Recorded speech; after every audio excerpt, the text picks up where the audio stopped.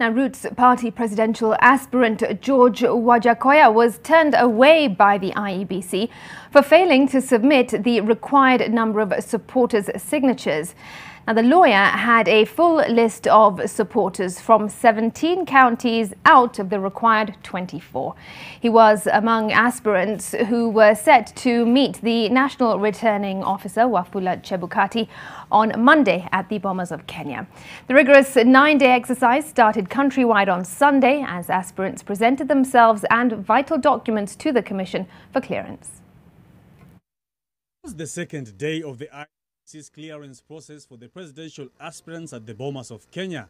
George Wajakoyah of Roots Party and Walter Mungare of the Umoja Summit Party were expected to appear before the Commission. But before they came, Mwangiwa area of the Wajakoyah Party and his supporters stormed the main gate at the Bomas of Kenya, protesting the removal of Mwangiwa area's name from the final presidential aspirants shortlist. Mwangiwa area, on the other hand, claimed that he had met all the IEBC's requirements and that he suspected a deliberate move by the Commission to exclude him from the contest. After the close of the day on 25th, they announced the list of the people who brought everything. And we were there. And they even said whoever had not brought some, Chebukati himself said, would be contacted. So as we were okay, because we had all what was required. While clarifying the Commission's position on Wairia's claims, Wafula Chebukati noted that as of May 25th, only signatures from 5 counties had been cleared out of the required 48,000 signatures and ID copies of supporters from at least 24 counties. In the case of Mwangiwa area, on verification, the initial verification done, he had only complied with 5 counties out of 24.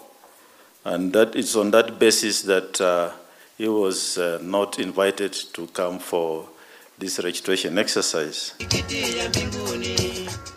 Later, around 2 p.m., George Wajakoyah and his running mate Justina Wamae entered the auditorium. After reviewing his paperwork, IEBC expressed satisfaction that Wajakoyah had met all but one of the conditions. 17 out of the 24 counties specified signatures and ID copies passed the IEBC's approval requirement.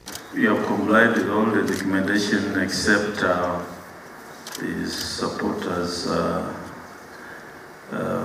list. In the supporters list, 17 counties were compliant. We have a schedule of the other counties where there's a shortfall. With the IEBC rejecting his application, Wajakoyah was given a window of opportunity on June 2nd to present the deficit. We're going to come back as soon as possible, but we are also assuring our supporters that if you get everything which is very clean, something is wrong somewhere. At least if there is a mistake that has happened or there is some kind of shortfall, we are going to do it because you have witnessed that we have passed everything. Walter Mungare of Umoja Summit became the first presidential aspirant to be approved by the IEBC. The IEBC stated that he had met all the required standards. Beaming with delight, the former comedian was handed his clearance certificate, I am back.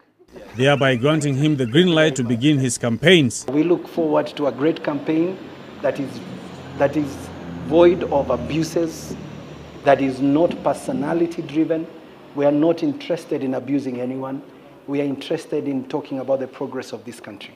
Walter Mungare and his running mate will now have 24-hour security with personnel assigned to protect them, their offices and houses from the day of IEBC clearance until the conclusion of the August 9th general election. Day 2 of clearing of presidential aspirants by IEBC has just come to a conclusion. The Commission will again sit on 2nd of June, where Dorothy Kemunto, James Kamau, Gibson Ngaruya, who are all independent aspirants, will be seeking clearance from IEBC. Sydney Chazima, NTV at the Bomas of Kenya, Nairobi.